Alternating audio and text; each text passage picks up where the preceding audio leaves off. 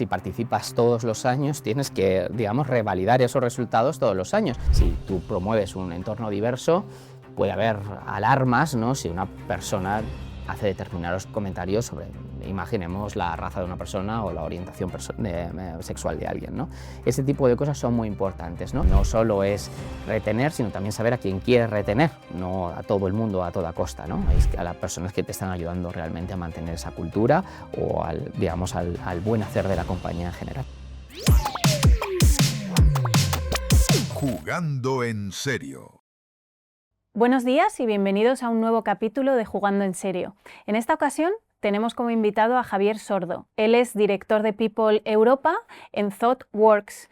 ¿Y por qué le hemos invitado? Bueno, porque todos conocemos a la empresa Great Place to Work y queremos hablar sobre eso, sobre esas certificaciones. Javier tiene mucha experiencia en este tipo de certificaciones y de procesos y queríamos tratarlo. Es raro que no lo hayamos tratado hasta ahora, pero sabemos que muchos de vosotros nos habéis preguntado y queréis saber más, así que hemos traído a un experto en la materia. Muchas gracias por estar aquí, Javier, y bienvenido. Muchas gracias a vosotros por la invitación. Javier, lo primero que te voy a preguntar es, bueno, que te presentes, ¿no? Sé que llevas varios años en ThoughtWorks.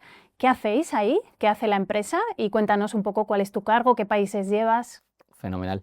Pues efectivamente yo trabajo en ThoughtWorks justo ahora hace 6 años, así que me incorporé justo en la compañía en un momento muy curioso, en medio de la pandemia. Y bueno, ThoughtWorks es una empresa fundamentalmente tecnológica que ayuda a sus clientes a desarrollar software. Es una empresa que ha tenido, o es muy conocida, ha sido muy reconocida a nivel internacional siempre por la calidad de las cosas que hacemos para nuestros clientes. Hemos sido precursores en todo lo que tiene que ver con metodologías ágiles hace muchos años. De hecho, para los que sean más techies, bueno, pues tenemos gente en la empresa que fueron los fundadores o los firmantes, algunos, del Agile Manifesto en su momento, hace ya muchos años. Ahora se ha celebrado un aniversario en ese sentido y ahora mismo pues siempre hemos ido pues con el avance de la tecnología, ¿no? Y ahora mismo, ya sé que esto suena como lo que todo el mundo dice, pero estamos muy metidos en todo el mundo de la inteligencia artificial y ayudando realmente a nuestros clientes a solventar los problemas más complejos que tienen en el mundo de la tecnología alrededor del mundo. Es un negocio B2B, entiendo, 100%, ¿no? Sí, efectivamente, efectivamente. ¿Y dónde están los headquarters? Están en Chicago. Vale. O sea, somos una empresa norteamericana y en Europa ahora mismo tenemos presencia en 6-7 países y bueno, pues desde ahí ayudamos a nuestros clientes aquí y en todo el mundo. O sea que tú llevas esos 6-7 países, vamos a decir, ¿y cuáles son, por curiosidad? Tenemos ahora mismo presencia en España, obviamente, Rumanía, Italia, Alemania, Reino Unido y Suiza. Creo que los he mencionado todos. Holanda. ¿Y sí, cuántas personas gestionas? Ahora mismo en Europa tenemos unas 1.700 personas. 1.700, o sea que muy bien, ya. Vale, y bueno, hemos visto que tú has salido incluso en la lista Forbes hace unos años. Es decir, estamos hablando aquí, ojito, la gente que traemos al programa. Y queríamos que nos contaras pues todo este mundo del Great Place to Work, cómo empiezas un poco a enterarte de, oye, lo quiero, no lo quiero, cómo es pasar esa certificación, qué supone, un poco el proceso, cómo lo has vivido tú. Bueno, yo ya justo hace muchos años en mi empresa anterior en Twenty, pues yo creo que queríamos un poco verificar si lo que estábamos haciendo era lo correcto, ¿no? Éramos una startup, estábamos haciendo cosas muy nuevas, es verdad que teníamos un equipo con muchísimo talento y precisamente empezamos a explorar la idea de, bueno, pues cómo podíamos verificar que nuestra cultura efectivamente se alineaba con un buen sitio para trabajar. Y ahí fue la primera vez que nos certificamos hace unos cuantos años y luego al llegar a ThoughtWorks ya era una práctica habitual dentro de la compañía, ¿no? Y como fuente de atracción de talento, obviamente también yo creo que de cara a dar visibilidad a nuestros clientes, ¿no? De que obviamente el proveedor con el que van a trabajar es un sitio donde el talento se prima, se reconoce y donde hay una cultura fuerte. En cuanto al proceso en sí, es bastante sencillo. Se invita a todos los trabajadores a rellenar una encuesta que además es consistente e igual para todas las personas en todas las partes del mundo, es decir, tanto nosotros como cualquier otra empresa en el mundo recibe exactamente el mismo formulario, lógicamente en su idioma y demás y traducido, y esto les ayuda, bueno, pues a tener una metodología bastante consistente, ¿no? A todo el mundo, a todas las empresas se les mide de la misma manera. Al final lo que se pide también es que haya un número determinado de personas que respondan a esa encuesta para que, digamos, los datos que se recopilan son consistentes. Y a partir de ahí, ellos elaboran con su metodología y con sus criterios las distintas áreas dentro de la encuesta que al final te certifican o no como un Great Place to Work.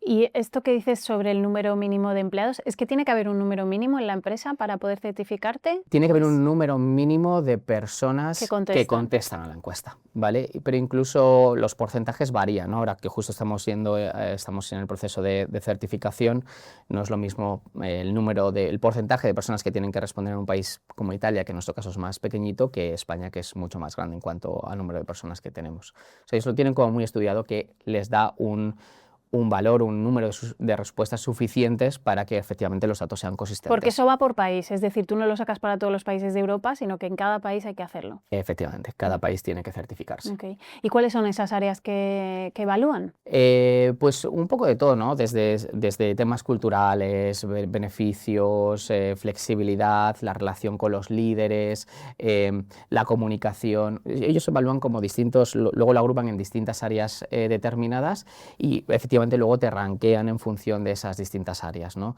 En las que elaboran un informe muy completo en el que no solo te van a ofrecer la información de si te certificas o no, sino cómo te comparas además con empresas o bien de tu sector o bien de tu propio o del país o la localización en la que te estás dirigiendo, ¿no? O sea que te dan una visión muy amplia en ese sentido de cómo compararte, ¿no? Con tu benchmark, por así decirlo. ¿Y esta certificación es cada cuánto tiempo hay que pasarla? Todos los años. ¿Cada año? Todos los años. O sea que hay que ser muy consistente, ¿no? En ese sentido. Y me imagino que antes de pasarla necesitas una preparación, es decir, cualquiera, o sea, no es solo una encuesta, es también que hayas puesto en práctica X cosas antes de hacer esa encuesta, ¿no? ¿Qué cosas o qué procedimientos te ha supuesto implementar? Bueno, muy interesante. Al final esto se puede plantear de dos formas, ¿no? Que realmente hay otras formas de hacerlo, por supuesto, pero que quieras conocer la voz de tus empleados y testarlo por primera vez, igual no sabes realmente lo que van a contestar tus empleados, a no ser que conozcas muy bien a la gente que trabaja contigo. No requiere una preparación inicial, porque al final, si lo haces con honestidad, lo que quieres es escuchar la voz de tus colaboradores, ¿no? Es verdad que puedes más o menos entender o deberías, creo, ¿no? Como empresa deberíamos más o menos entender por dónde van los tiros, pero yo creo que el objetivo es participar y escuchar y luego ver si realmente estás certificado o no, ¿no? Yo recuerdo que la primera vez que participé en ThoughtWorks, creo que en España, en aquel momento solo yo a España, era la primera vez que nos presentábamos y es verdad que era una empresa muy grande por detrás, pero a la vez también muy nueva en cuanto al país, ¿no? Con muchas incorporaciones nuevas. Entonces, bueno, eso realmente para nosotros fue una prueba de fuego. O sea que entramos, digamos, un poco, no a ciegas, pero un poco, ¿no? Y es verdad que, bueno, pues conseguimos además una buena clasificación. Además entramos en lo que luego se llama los Best Place to Work la primera vez que participamos y eso fue una sorpresa, la verdad. Nada para lo que relajarnos, pero sí como una constatación de que bueno, había cosas que sí que se estaban haciendo bien en la empresa. Vale, explícanos un poco esto, porque efectivamente como que todos conocemos Great Place to Work, pero no, ahora has nombrado Best Place to Work. Esto, o sea, ¿qué tienen distintas clasificaciones una vez que participas? ¿Cómo va eso? Digamos que para entrar dentro de Great Place to Work tienes que llegar a unos mínimos de puntuación en las distintas áreas. Ellos luego tienen una forma de ponderar las distintas áreas igualmente de la misma manera para todas las compañías. Y eso, digamos que si llegas a ese mínimo, por así decirlo, consigues la certificación de Great Place to Work. Ahora bien, luego de Great sí, Place to Work. Sí. Después de eso, con esas empresas lo que hacen es rankearlas. De manera que aquellas que han obtenido mejores resultados pueden entrar en ese Best Place to Work. De hecho, hay una ceremonia y o sea, demás. Es como lo mejor de lo mejor ya, ¿no? Es como el caviar ya. Efectivamente. Y bien. ellos luego te van a clasificar en función del tamaño de tu empresa. Hay 2 o 3 clasificaciones normalmente en función del tamaño de tu empresa. Y al final ahí estás, bueno, pues en competencia, por así decirlo, con otras empresas que han clasificado también mejor que tú. Hay, como digo, una ceremonia y en la ceremonia se revela un poco el ranking de las empresas, ¿no? Es bastante emocionante en ese sentido. ¿Y qué ha supuesto para vosotros? Porque claro, parece que cuando llegas a tener esta certificación, desde Departamento de Recursos Humanos al menos el tema cultura, que en general todas las conversaciones que nosotros tenemos con nuestros clientes y con gente que viene al podcast, siempre nos transmiten que lo más difícil es cambiar una cultura o hacer una cultura, ¿no? O construir esa cultura. Entonces, te puede dar la sensación que una vez que tú tienes este sello, ya está. Efectivamente, porque además precisamente si participas todos los años tienes que, digamos, revalidar esos resultados todos los años. Incluso a veces, claro, puedes comparar si ha habido mejoras o al revés, ¿no? Se ha empeorado en los rankings en algunas cosas. Yo creo que al final esto es algo de largo recorrido, ¿no? Es verdad que yo creo que en ThoughtWorks tenemos la suerte de que ha habido algunos principios fundacionales muy fuertes, ¿no? Y es verdad que cuando siempre queda como muy eslogan, ¿no? Pero por ejemplo el tema de la diversidad. Esto es algo que es un principio fundacional de la empresa. Yo estoy hablando hace más de 30 años de realmente contratar un workforce, por así decirlo, súper diverso, muy heterogéneo en todos los sentidos, ¿no? Dar la voz a la gente. Hasta tal punto que para muchas personas cuando llegan a la compañía es un poco chocante, ¿no? Digamos, la libertad, en el mejor de los sentidos, que la gente tiene para expresar sus ideas, sus opiniones en cualquier foro, ante cualquier persona, ¿no? Es verdad que nosotros contábamos con esa fuerza, ¿no? De valores. También en su momento también se fundó mucho con un valor de cambio social a través de la tecnología. El fundador de la compañía tenía un compromiso social muy importante y al final creo que es muy importante dentro de esa heterogeneidad de la gente que incorporas, que sí contrates a gente que sepas o creas que encaja muy bien con esa cultura de empresa, ¿no? Y que te ayude a construirla, aparte de que tu día a día sea coherente con esas ideas, ¿no? Entonces es verdad que es algo de largo recorrido, ¿no? Yo cuando me incorporé a la compañía ya llevábamos mucho tiempo, digamos, en el mercado y digamos, con estos principios fundacionales. Pero yo creo que es la consistencia y la claridad, ¿no? Y luego predicar con el ejemplo. Digamos, los carteles estos antiguos del pasado de, no sé, liderar con, no sé, los típicos eslogans y tal, es algo que obviamente no sirve de nada si no predicas en el día a día con ello, ¿no? Entonces, es verdad que contar con una cultura muy fuerte y muy clara y, digamos, practicarla en el día a día, ¿no?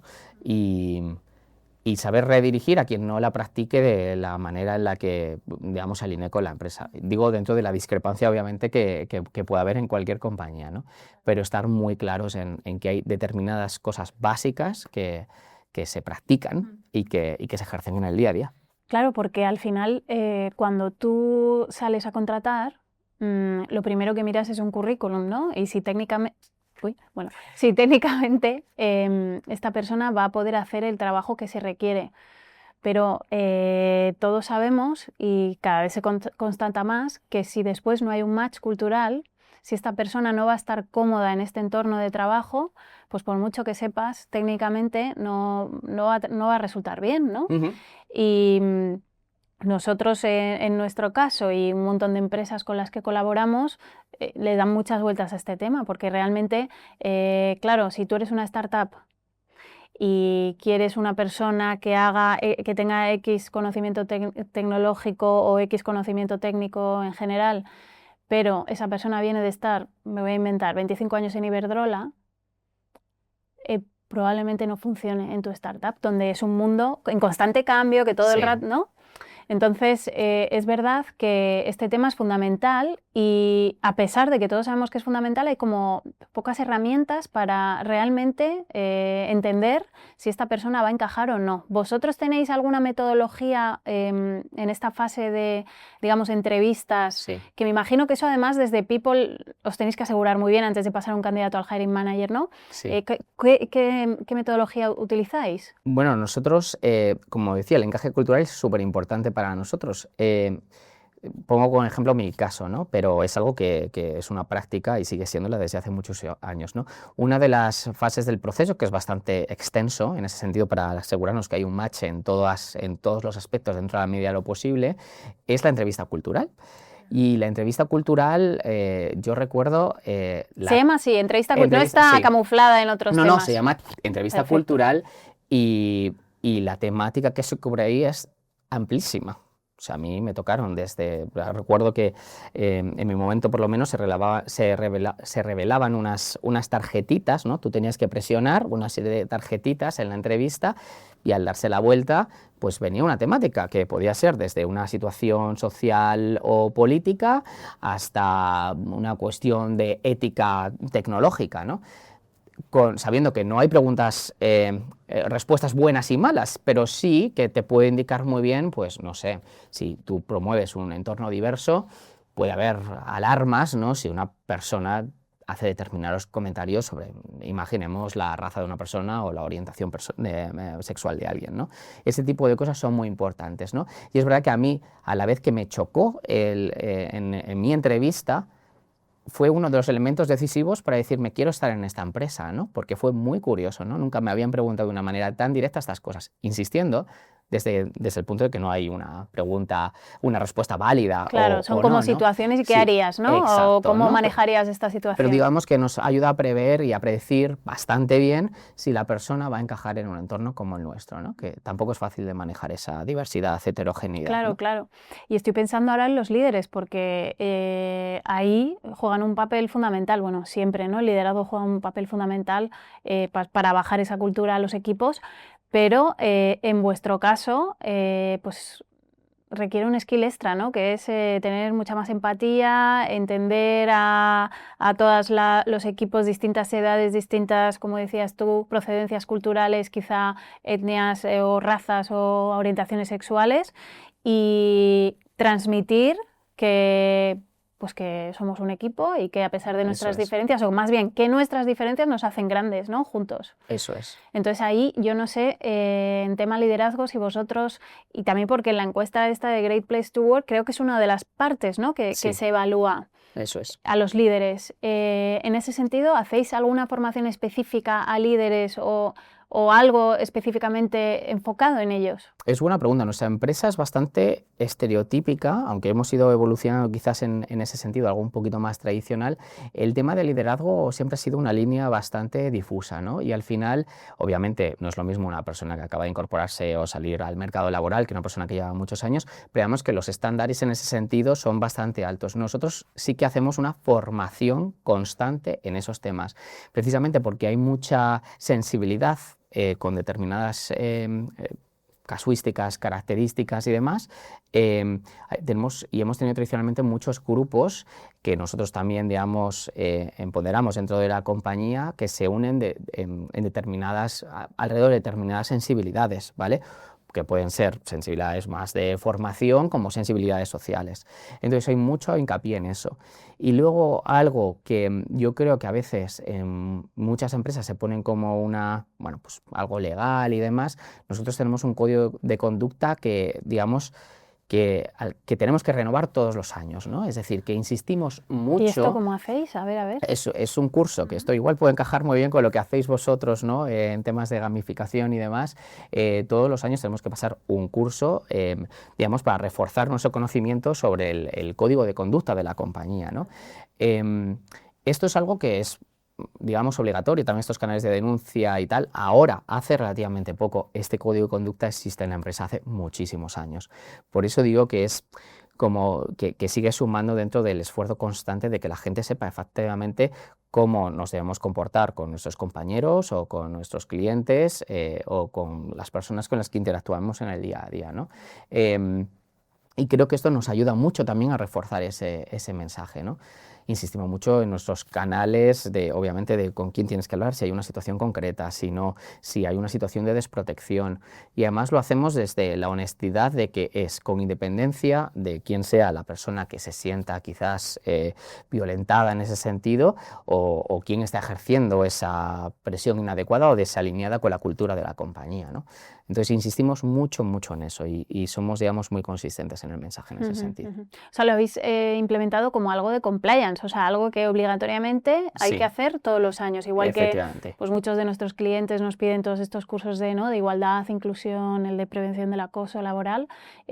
Vosotros además habéis implementado el del código de conducta interno, que todo el mundo tiene que conocer, entender y digamos, saber cómo actuar en caso de que ocurran algunas de las cosas que están ahí contempladas, a dónde acudir, qué hay que hacer. Pero como digo, más allá del compliance y de muchas cosas que se han regulado en los últimos años, sino que es algo que se hace de manera consistente. También nosotros vemos, ¿no? Oye, ¿qué ha pasado, ¿no? A través del código de conducta? ¿Qué circunstancias o temáticas son más recurrentes? Esto nos ayuda también para hacer una mejora constante o reforzar en determinadas áreas, qué cosas queremos, pues eso, sobre todo, o bien con liderazgos o bien con otras partes de la organización, qué mensajes queremos seguir reforzando para que efectivamente la cultura se siga practicando. Volviendo un poco a la certificación Great Place to Work, hay muchas empresas que ven esto también como un sacacuartos, ¿no? Vamos a decirlo así, como bueno, el típico sello que pues pagas y te lo dan o ¿va esto para qué me sirve? ¿Tú qué le dirías a ese consejo de administración? Imagínate que mañana te contratan en una corporación grande que jamás se ha planteado esto, pero tú con tu experiencia pues sabes que puede ser un buen camino, ¿no? Entonces, ¿cómo les convencerías de que esto no es lo que ellos piensan y que es bueno para el ROI de la compañía, ¿no? Al final es lo que van a mirar. Yo insistiría mucho, es que es verdad que detrás de Great Place to Work hay una metodología muy clara y consistente. Este pensamiento es muy curioso, ¿no? Pagas y lo consigues, ¿no? En uno de esos eventos de Best Place to Work con ThoughtWorks, recuerdo que uno de nuestros proveedores era patrocinador del evento, ¿no? Y me dice, oh, Javi, tal, qué alegría, no sé qué, no sé cuánto. Oye, ¿en qué puesto habéis quedado? Digo, no tengo ni idea, estas cosas no se revelan y tal, nosotros no sabemos nada. Y me dijo precisamente esto, que no pagáis por estar aquí. Y digo, o sea, pagamos obviamente por la certificación para que se haga la encuesta, hagan el estudio y demás, pero no, a todos se nos mide por el mismo rasero. Y se quedó sorprendido, qué bien, oye, qué curioso, ¿no? O sea que realmente la metodología es súper consistente y súper clara para todos. Todos jugamos con las mismas reglas. Alguien que pague más o menos, no, todo el mundo paga lo mismo en función de lo que, bueno, pues de la encuesta en la que está participando. O sea que eso es súper claro, ¿no? Y al final creo que eso sí que es un seguro, ¿no? Es decir, a todo el mundo le están evaluando de la misma manera. No hay otra forma de hacerlo. O sea, es verdad que luego como tú midas internamente, y obviamente hay otras formas de hacerlo, o sea, no hay una necesidad de ir a Great Place to Work. Puedes medir la cultura, la situación de la empresa y tal, de muchísimas maneras que serán igualmente válidas. Lo bueno de aquí es que te estás comparando igual con un pool de compañías y a todos se les va a medir de la misma manera. Y ya quitando, digamos, esta certificación del medio, pero la importancia de la cultura, ¿no? Que todos intuimos y sabemos, pero a veces es difícil convertirla, pues eso, en ROI, ¿no? Sí. ¿Qué le dirías a ese consejo de administración? ¿Por qué es importante que la cultura sea algo transversal, que todo el mundo entienda y que ponga en práctica? Yo creo que una de las cosas que más les puede preocupar a veces al consejo de administración, ¿no? Es, sobre todo en una empresa como la nuestra, que al final su capital es básicamente las personas, no somos otra cosa. Esto que tú dices lo tienes muy claro porque eres el director de People, yo lo tengo clarísimo y bueno, aquí estamos todos los días hablando con directores y directoras de People, pero ¿tú crees que en el consejo el financiero lo tiene tan claro? Que lo que sostiene todo es la gente y no las máquinas, las fábricas que tienen por ahí y lo que... O sea, por eso te pregunto, porque no es tan fácil luego desde estos departamentos de People demostrar el ROI de sus acciones y por qué esto funciona y esto te hace a ti ganar dinero, que es lo que estás buscando, ¿no? Seguramente no. Es verdad que nuestra empresa es fácil. Al final nosotros calculamos cuánto nos cuesta incorporar a una persona, cómo de difícil en el mercado tecnológico es incorporar a alguien con talento. Muy difícil. ¿Cuánto nos cuesta? Sí. Pero no en tiempo, sino también en dinero. Claro. Y lo mismo, ¿cuánto nos cuesta perder a una persona e incorporar a otra para sustituirla, ¿no? Eso es muy claro para nosotros. Entonces, al final, ahí hay una conexión clara, ¿no? A la vez, bueno, es verdad también cómo balanceas bien el mantener esa cultura, también a veces tomando decisiones difíciles, es decir, quién no te está ayudando a conseguir eso, ¿no? Y tomar decisiones difíciles en ese sentido. Entonces yo creo que hay que balancear entre no solo es retener, sino también saber a quién quieres retener, no a todo el mundo a toda costa, ¿no? Es a las personas que te están ayudando realmente a mantener esa cultura o digamos, al buen hacer de la compañía en general. Porque en general, ¿qué indicadores dirías que desde People hay que autoimponerse o bueno, que te impongan desde el CEO de la compañía? ¿Qué indicadores tenéis en el departamento de People? No sé, bajar la rotación, Claro. a X tal, ¿qué otros indicadores? No sé, Nos- ¿pasar todos los años esta certificación es un indicador o no? Sí, es un indicador, pero también obviamente nosotros tenemos luego nuestra forma de medir la cultura internamente a través de encuestas, hacemos tanto a nivel de la distribución de distintos clientes, también como a nivel de compañía, hacemos encuestas en ese Como sentido. Entonces, el INPS, sí, ¿no? efectivamente, controlamos eso, ¿no? El INPS, y es una forma de ver también los resultados en el día a día. Obviamente comparándonos, ¿no? Entre distintos periodos, también entendiendo que cómo balanceas bien las diferencias entre, no sé, un periodo, digamos, feliz, en las que las cosas De llevan bien, bonanza. y otros en los que no, ¿no? Y cómo contrapesas eso y también cómo pones el foco en donde hace más falta, en qué cosas, en qué áreas hacen más falta en el futuro, ¿no? Y sobre todo también comunicar a la gente, ¿no? Hemos escuchado esto, hacemos esto, ¿no? En contraprestación. O cómo co-creamos a veces, intentamos co-crear en la búsqueda de soluciones en esas áreas en las que, digamos, no están saliendo también las cosas, ¿no? Pues me ha parecido muy interesante. Estamos ya acercándonos al final. No sé si quieras decir algo más, no sé, alguna anécdota, algo que quieras comentar. Y si no, bueno, pues yo creo que... No, al final no hay que ser finalista con este tipo de cosas. Recuerdo una vez, hace muchos años ya, pero que uno de nuestros jefes no quedó contento con haber sido Best Place to Work. Habíamos quedado en no sé, los cuartos, creo Sí, recordar, ¿no? se quería estar el primero. Quería estar el primero, ¿no? Y al final yo creo que hay que recordar que, bueno, digamos que el ranking no es el final, o la certificación no es el final, bueno, es una certificación de un momento concreto, ¿no? Y es de ser consistente y de seguir intentando mejorar, ¿no? Y sobre todo compararse con otros no es nada positivo ni necesario, además algo imposible de hacer, la verdad. Pero bueno, eso, que mantener el foco en eso, ¿no? Y al final yo creo que no se nos llene la boca de hablar que las personas están en el centro, sin ejecutar una estrategia que se acorde con realmente hacer que eso sea verdad. Pues me quedo con eso, Javier, me quedo con que finalmente la certificación no es más que un sello que viene a decir lo que tú ya estás trabajando internamente y que lo que importa es al final que eso sea una realidad, ¿no? O sea, que la cultura realmente permee, que podamos hacer un match entre la gente que contratamos y luego lo que esperamos, digamos, de un comportamiento humano y cultural dentro de la compañía, que todos seamos felices pasando todas las horas que pasamos al día dentro de nuestro trabajo. Y me ha encantado hablar contigo y que nos expliques un poco más cómo va todo ese proceso. Y a vosotros, si os ha gustado, pues ya sabéis, seguidnos y nos vemos en el siguiente capítulo de Jugando en Serio. Muchas gracias. Jugando en Serio.